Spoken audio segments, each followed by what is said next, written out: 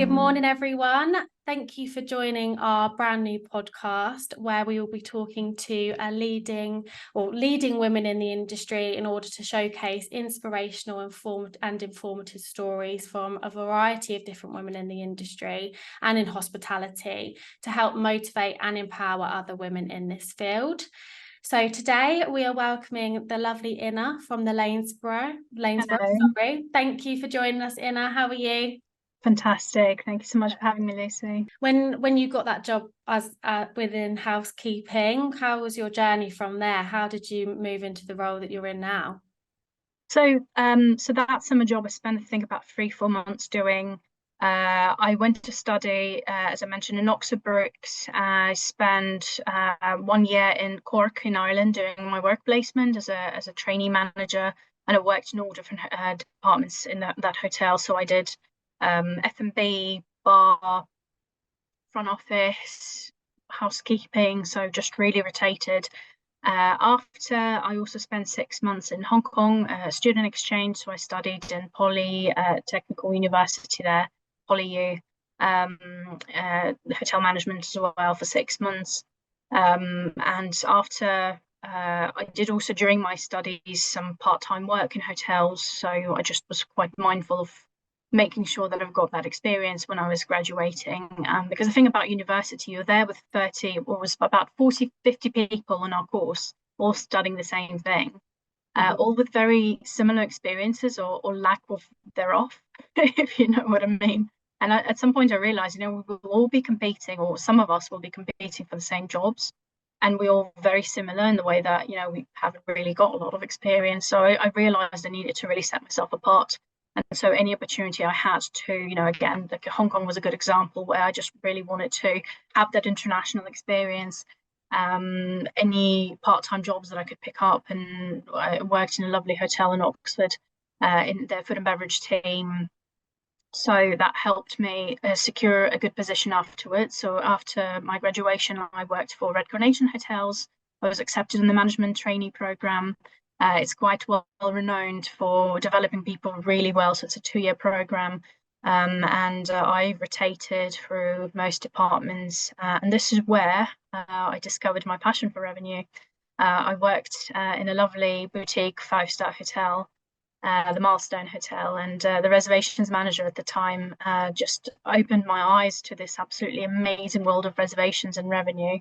And from then on, I realized, okay, this is where I want to be. After my program finished, I accepted a job of a duty manager. So I did that for about 8 months, and then got promoted to reservations manager. So that was my first HOD role at the age of 26. So lots of learning to do, lots of excitement, but lots of challenges as well. I think it was definitely, learning edge. I think the first time you get to your HOD role is always very memorable, because you just, all of a sudden, okay, you're responsible for the department now. So I learned a lot from Red Carnation. I stayed with them 4 years. And afterwards moved to Bulgari Hotel London. I was their first reservations manager since the opening of 2012. And I was, the fantastic hotel, fantastic team there. Really, really fond memories about that place. And yeah, we had a great team, great task, really pushed for results. It was, a really good experience for me as well. Plus, it's kind of going from a traditional hospitality company to Bulgari, is very much forward thinking and very much disruptive in the way that they do business. So that was a great experience. After that, I was ready for my first revenue role. As a full-time revenue role, and I moved to Four Seasons. So I started as assistant revenue manager, looking after Four Seasons Hotel London Park Lane and Four Seasons Hampshire, so a countryside hotel and a London City hotel, and got promoted during my time there to senior revenue manager. And yes, afterwards, with time, was ready to head a revenue department. So, and this is where I am now. Amazing, thank you. And how do you find, kind of based on the journey that you took to get to where you are now, do you think there's any key milestones that helped you to get to that position? Obviously you got that international experience, you were part of the management program. Is it kind of collective of it all? Do you think there's any key parts that really stood out for you that really made an impact on the journey thereafter? Yes, absolutely. I think one of them is being networking. I made sure that I was present in the events, especially once I realized that revenue is where I'd like to be. I seeked out revenue events. There's been a period where I paid for those events out of my pocket, and to be honest, I still would, if that's the case. And let's say something that, there's always an option, of course, to speak to your employer to get you to go to an event, but I never let that stopped me, especially during the pandemic, where businesses were very keen to not go out of business. I funded some of the development opportunities myself, and this is kind of the number one advice for anyone out there. You need to just continuously invest in your own development, and that is through attending events, because networking, honestly, a 5-minute conversation with somebody can give you such amazing opportunities later down in life. You never know how speaking to somebody and a networking event can help you later on, or how that will end up. And some of the best opportunities I had in my life, honestly, went on the back of having a quick conversation with somebody. And obviously networking can be quite daunting. So I'm not sure at what age you started networking, but how did you find that when you first started doing it, or how did you approach it? I started as soon as I got into uni. So my first year, so I was 18, 19. I started as soon as that. As soon as I realized there's massive opportunity there to connect with people that can give you advice, or direct you or guide you, or maybe you can get a mentor out of it.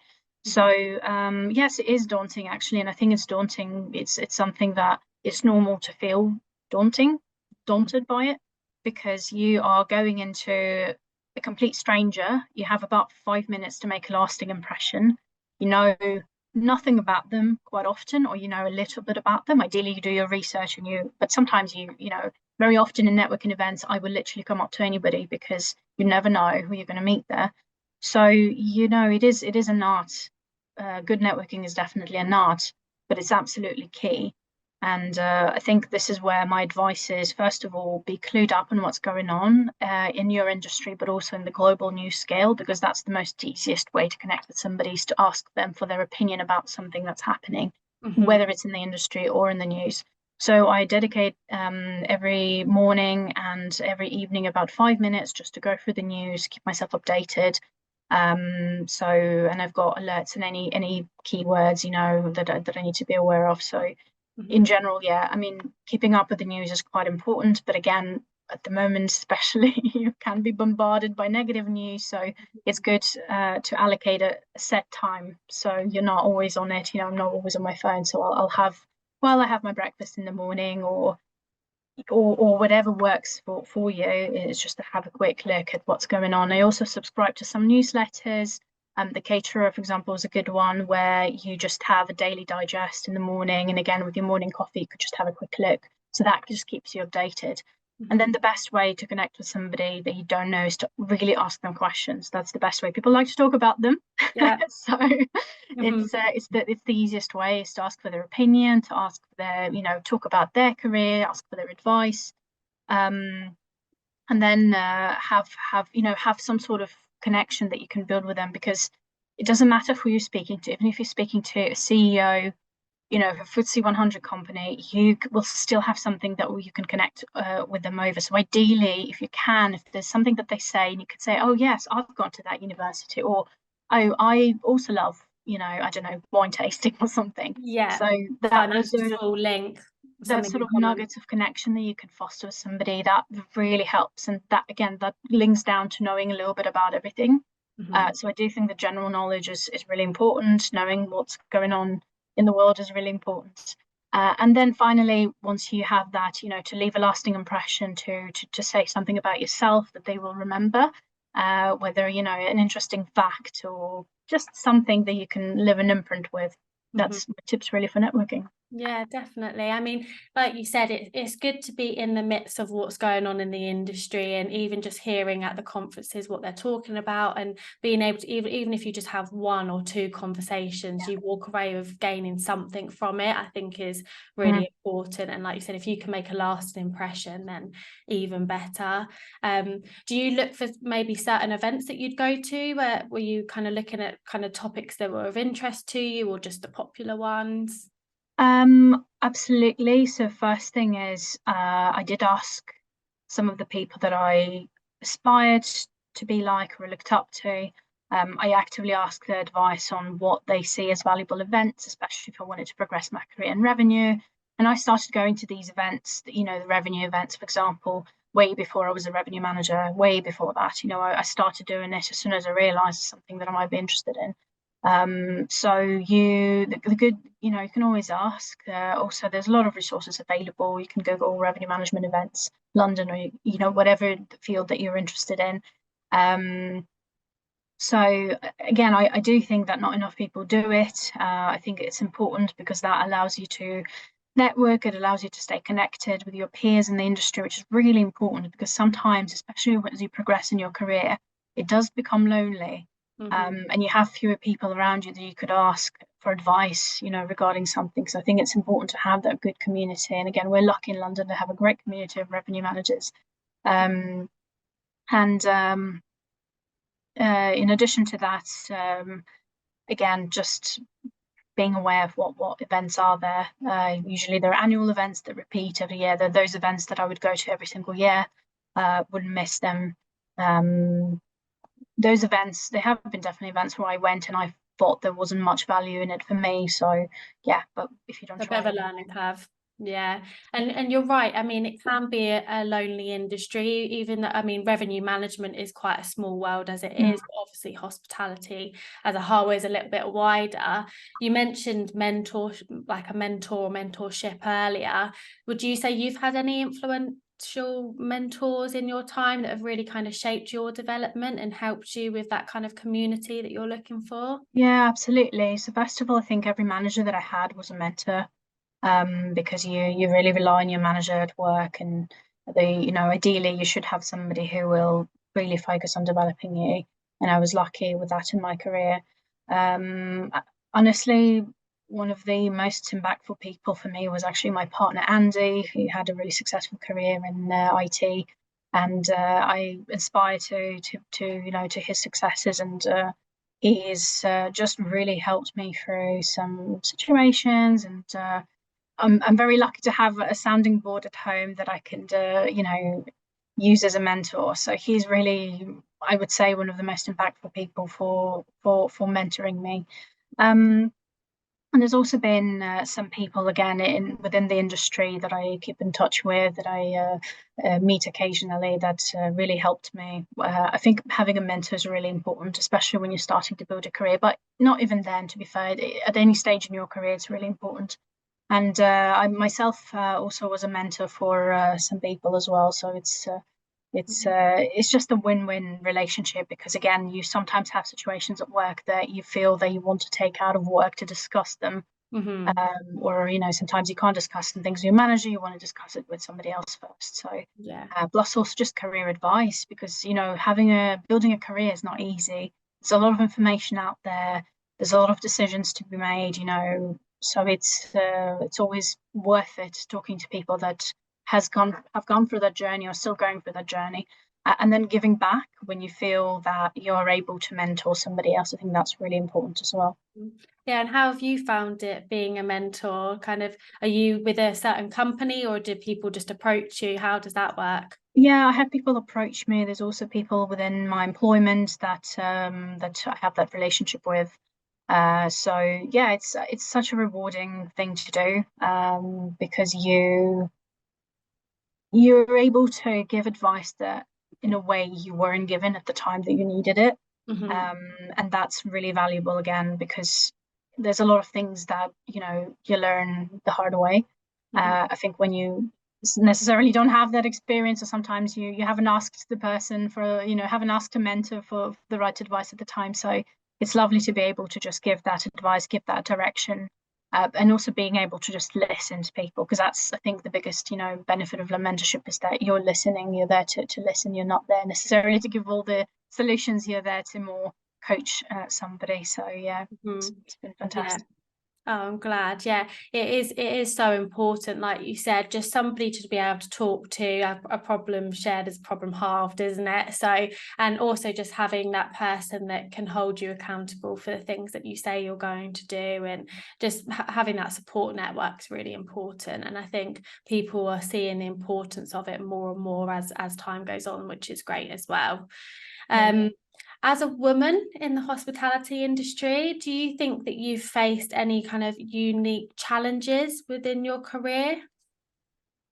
I think that as a woman in any industry, you do face some unique challenges, to be honest. I think that there are a lot of industries other than hospitality that are a lot harder to be a woman in still. So I think that hospitality now, is fair to say, in my experience, for the most part, embraces diversity, in the boardroom, and diversity throughout all levels of management. Are we there yet? No, no.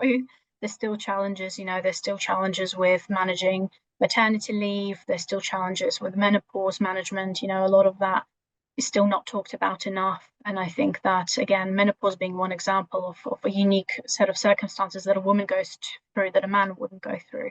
And so, I still think there's a lot to be done, and awareness, there's a lot to be done on us being more friendly, female friendly as a workplace. Because it's unfortunate, but if you look at statistics of how having a child, for example, for a woman, how detrimental it could be to her career, it's pretty scary, actually. And the funny thing is that having a child for a man statistically actually boosts their career. So it is very shameful to see those sort of statistics. And of course that applies, that's not hospitality specific, this is the whole, all the industry specific. But I absolutely do think we can do more. I think that also the workplace really changed. So 10 years ago to now, I feel that it's very different, because we're just more aware of what is appropriate in a workplace, what's not appropriate. People speak up more. There's been, some very famous cases of and Me Too movements, so people are speaking out a lot more now about issues that we've got. So I think we all have responsibility, men and women, to be more inclusive, to be more diverse in our approach. I think the one thing that I kind of learned throughout my career is that a lot of the time, diversity and having, let's say, an equal share of men and women in the boardroom is not encouraged in the right way. And the way it's encouraged is that women are expected to behave more like men. And so if you are that sort of, displaying those traditional male qualities, and again, I'm very much generalizing because people are people, first of all, before the gender. But if I were to generalize, right, so, being assertive, being loud, being aggressive in some ways, that is, I've seen that being encouraged. And I've seen women that were able to adapt to that do pretty well. I don't think that's real diversity. I think this is basically changing people to be more like the other gender. So I do think that we need to be careful not to do this in our boardrooms. We need to actually encourage everybody. You don't need to be an aggressive, boastful person to be able to be successful, in my opinion, right? So my advice is to kind of hold on to these qualities that might be seen by some as negative. For example, I work with people that are quite soft-spoken, that are quite calm, but these are qualities that are actually very, very good in leadership. So I think that I felt within my career as well that I had to adapt some parts of me to be slightly different to be successful. So I would say, again, for the companies, I would encourage them to just make sure they're not, basically making women behave like men, to be able to see that diversity. Yeah, of course. And kind of, obviously you said that maybe you felt that you've had to adapt throughout your career. Kind of, how would you say that you've navigated through those challenges, and how do we overcome that? As in, I know it's not just in the hospitality industry, but do you think we're moving towards changing that mindset, or we've still got a long way to go? I think we have a long way to go, but we are definitely on the right track. I have a lot of positivity for the future and future generations because already I see a lot of changes that are happening that are very positive. So I'm definitely very, very positive for the change. And again, I think that fostering an environment where everybody can grow and everybody can learn, and you're not just giving opportunities to those that shout about it the most.